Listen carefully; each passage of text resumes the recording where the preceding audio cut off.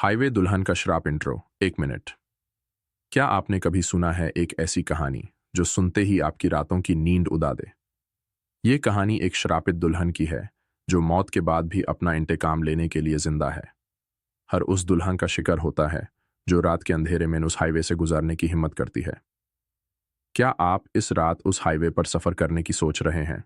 सुनो, पर संभाल कर, क्योंकि ये कहानी आपकी सांसों को थम कर रख देगी।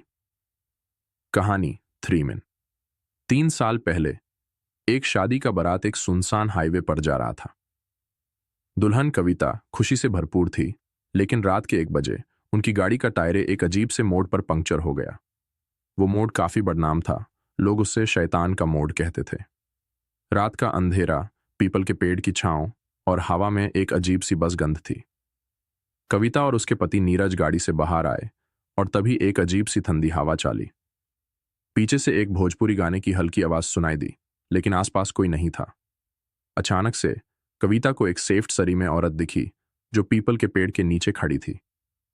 उसका चेहरा धुंधला था, पर आंखें सीधे कविता पर थी। कविता, मुझे वापस दो।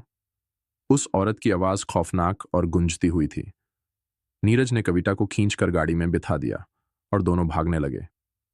पर जब उन्होंने पीछे देखा तो वो औरत अब उनकी गाड़ी के बोनेट पर थी, अपने नखों से शीशा तोड़ने की कोशिश करते हुए।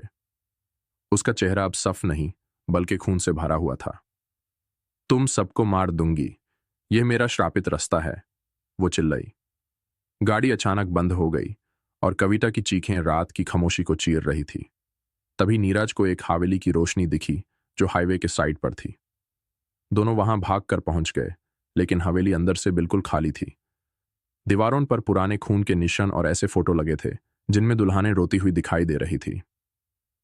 कविता ने देखा कि एक फोटो में वो खुद थी, लेकिन उसका गाला कटा हुआ था। अचानक से हवेली के दरवाजे बैंड हो गए और वो औरत कविता के सामने खड़ी हो गई। मुझे इंसाफ चाहिए और तू मेरी जगह लेगी। रात भर नीरज की चीखें और कविता की रूह की गूंज उस हाईवे पर सुनाई दी। सुबह तक दोनों का कोई पता नहीं चला, लेकिन उस दिन के बाद हर उस दुल्हन का गाला काट दिया जाता है जो उस हाईवे से गुजरती है। Climax twist 1 minute.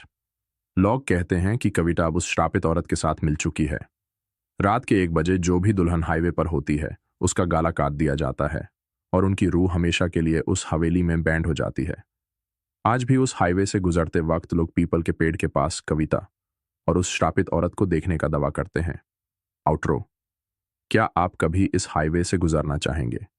सोच समझ कर फैसला कीजिए, क्योंकि एक बार अगर श्रापित रूह ने आपको देख लिया तो वापस लौटना मुश्किल है।